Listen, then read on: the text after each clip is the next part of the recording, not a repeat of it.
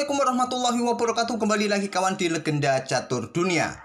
Grand Chess Tour seri kelima Singfield Cup 2023 babak ketiga masih menghasilkan game-game remis kawan. Dan Jan-Christoph Duda masih belum bisa bermain sampai babak ketiga ini kawan. Mungkin belum baikan dia, jadi saat melawan Leonel Dominguez ini pun gamenya ditunda. Semua partai berakhir remis di sini kawan. Tadi saya lihat juga ada partainya Richard Rapport versus Alireza Firoza ini. Dalam permainan middle game sebetulnya Richard Rapport ini mendapatkan posisi yang lumayan bagus kawan. Tapi dia melewatkan langkah-langkah terbaik. Akhirnya Alireza Firoza mampu memperbaiki posisi. Sehingga kita dapati diagram permainan endgame sepasang benteng versus sepasang benteng.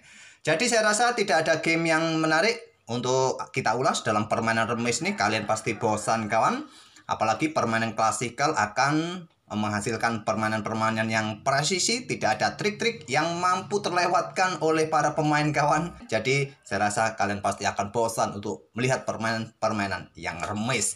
Jadi game apa yang akan kita ulas? Kita lanjutkan saja permainannya Aditya Bagus Arfan kawan. Pada game ke-10-nya saat menghadapi feeder master asal Swedia, yaitu William Olsen, dengan perbedaan elo rating yang tidak terlalu jauh kawan. Dan di sini Aditya Bagus Arfan pegang hitam dan putih mengawali dengan pembukaan pion menteri pion D4, kuda F6, pion C4, pion C6, nanti diikuti pion D5 berubah ke permainan Slav defense kawan. Kuda C3, pion D5 Slav defense sekarang, pion E3. Nah di sini tiga pilihan utama adalah pion E6, pion A6 atau pion G6 berencana Viajento, atau keluarkan gajah terang langsung ke petak F5 kawan. 4 pilihan utama bagi hitam untuk respon pion E3 ini. Aditya Bagus Arfan memilih dengan langkah pion A6. Kalau kalian langsung bermain dengan pion E6, ya sekarang berubah ke permainan semi-Slav kawan. Seperti biasa, ciri khasnya seperti ini, piramida pion yang solid. Tapi tak perlu saya lanjutkan lagi, variasi ini sudah sangat sering. Kalian bisa otak-atik kawan di playlist Slav Defense atau Semi-Slav. Nanti di akhir video saya sertakan linknya. Kalau kalian ingin pelajari reposisi transformasi dari Slav Defense ke Semi-Slav Defense yang sering dimainkan. Pion A6 kawan. Tujuannya adalah kontrol petak B5.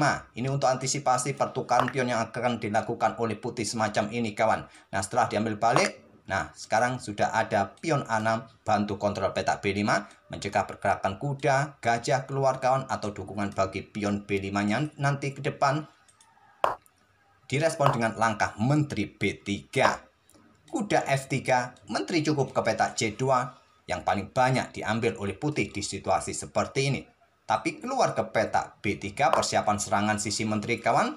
Mungkin dengan langkah pion A4 untuk hentikan laju pion, untuk perkuat petak B5-nya di sini nanti.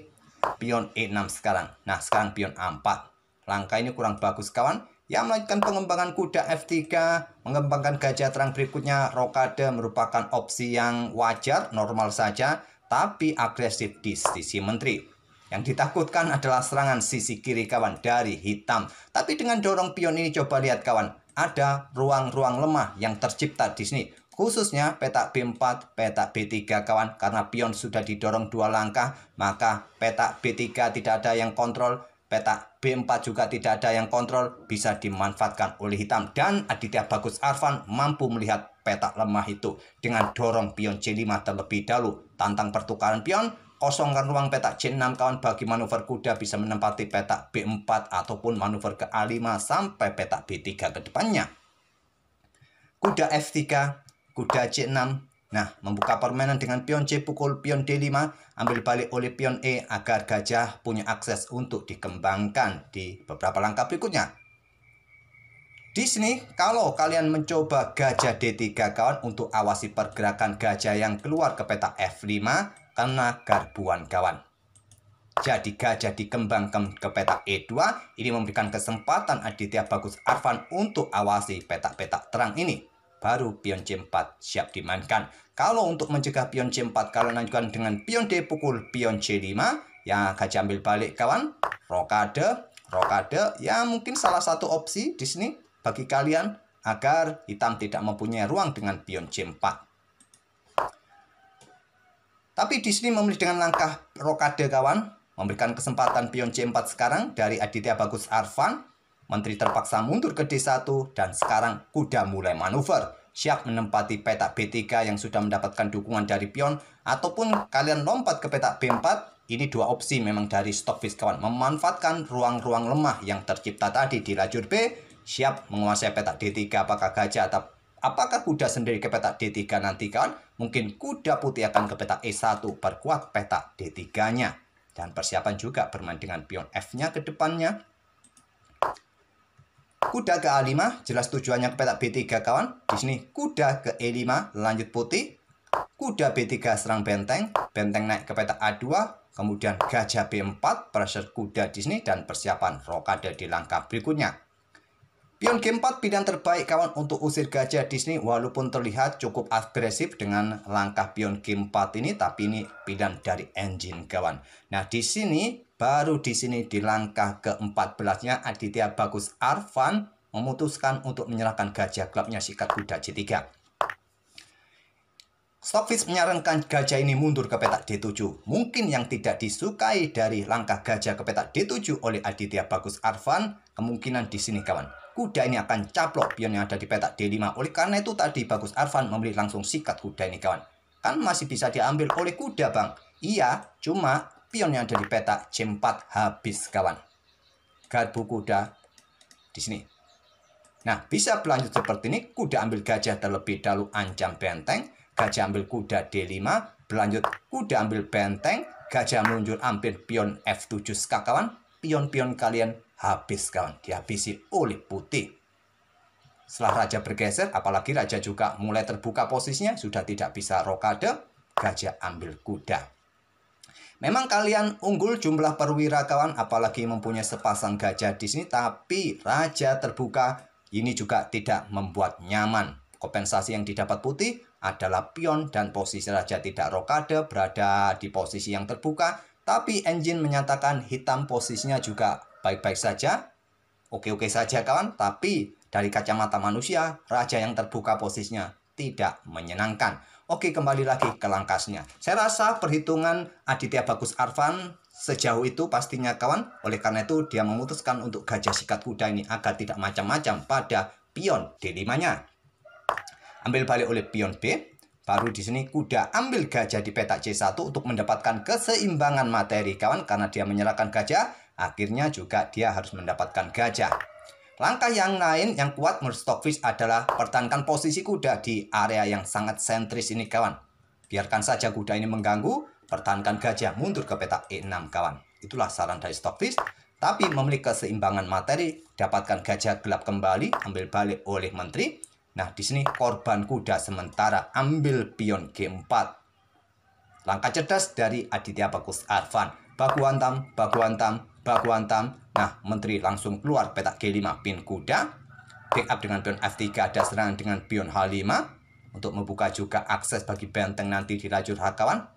Blokade dengan benteng G2, pion ambil kuda G4, benteng ambil balik, serang pion yang di belakang juga kawan. Menteri bergeser ke H6, awas serangan di sini.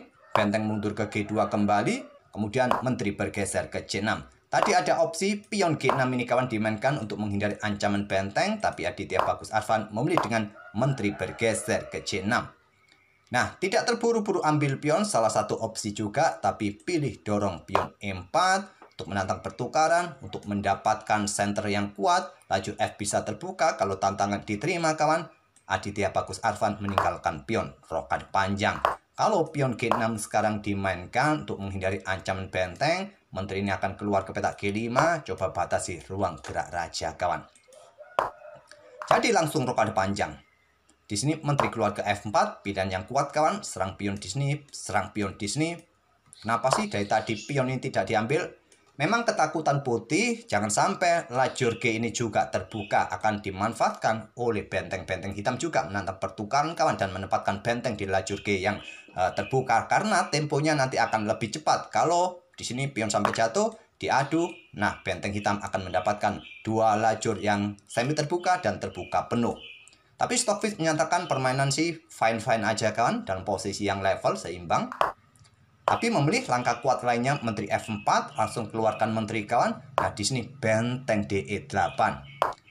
Benteng diangkat naik ke peta D7, pertahankan pion ini kawan. Baru mungkin di sini benteng ambil pion G7, serang pion yang di sini.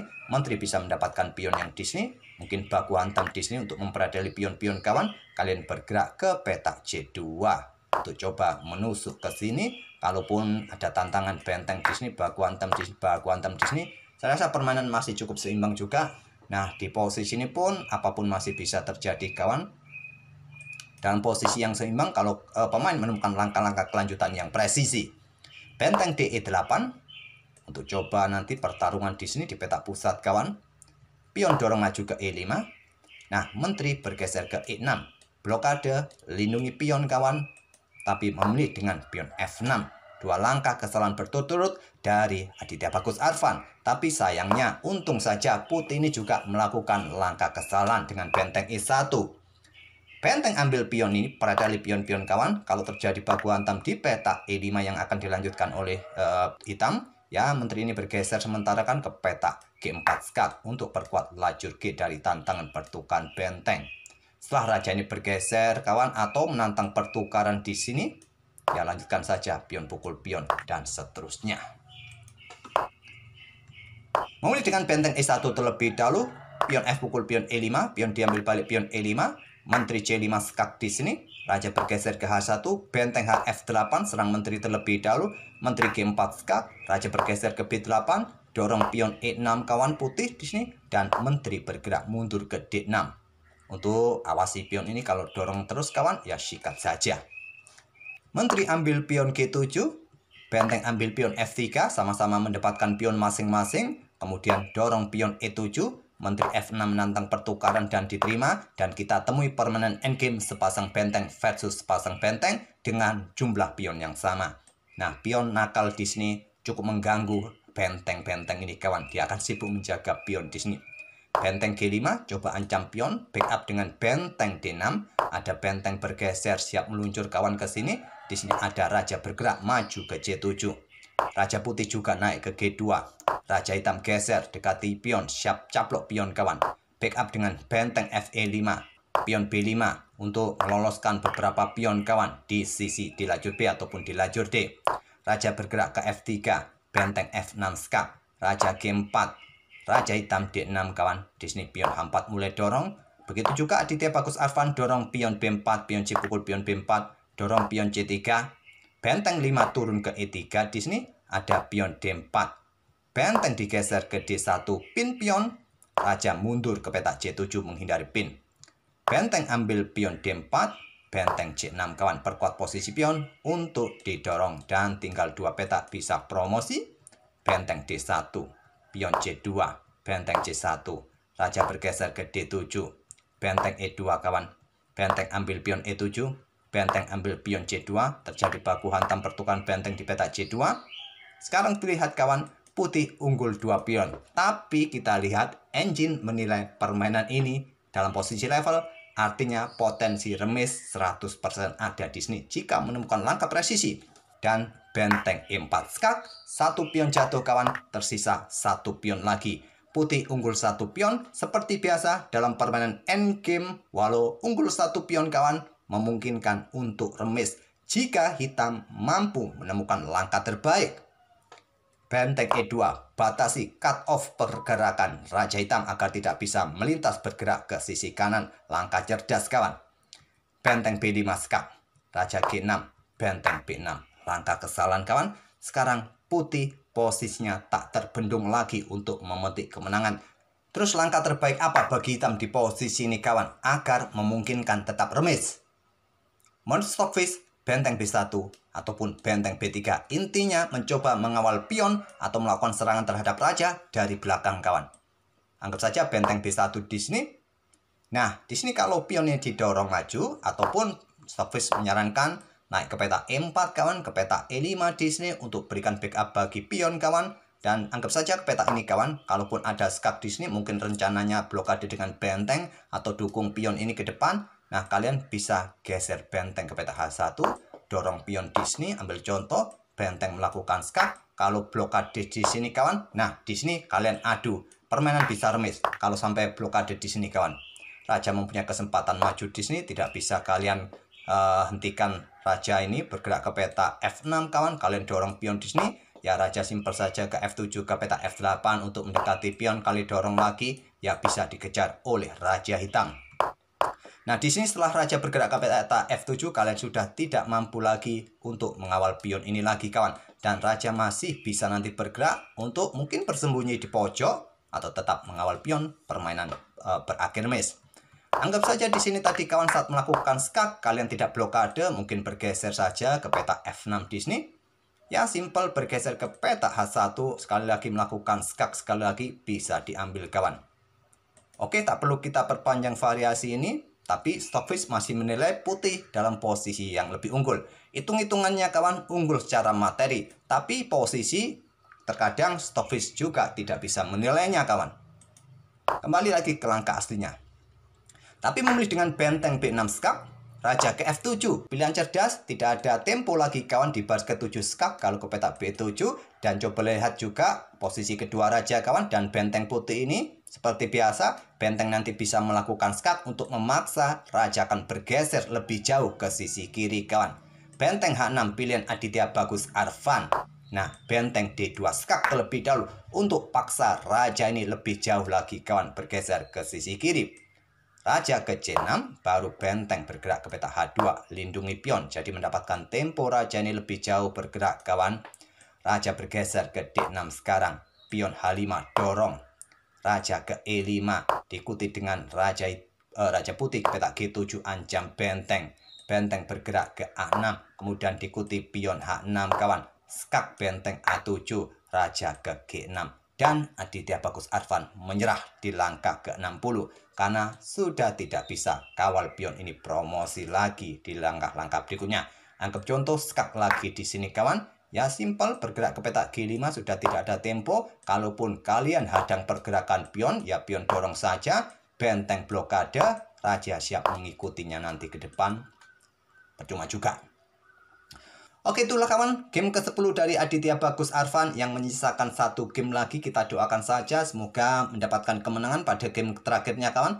Tentu setelah kemarin mendapatkan tambahan elo rating sebesar 1 poin, dengan kekalahan ini kemungkinan Aditya Bagus Arfan akan minus elo ratingnya kawan. Kita tunggu saja game terakhirnya seperti apa. Dan terima kasih sudah mampir tiap hari. Jangan lupa untuk tinggalkan like, komen kalian. Dan bagi kawan-kawan yang baru mampir, silakan rubah warna merah subscribe itu menjadi abu-abu kawan. Entah kalian pencet pakai kelingking, pakai jari, atau pakai mouse mungkin. Dan kita akan bertemu di video-video berikutnya. Terima kasih. Wassalamualaikum warahmatullahi wabarakatuh.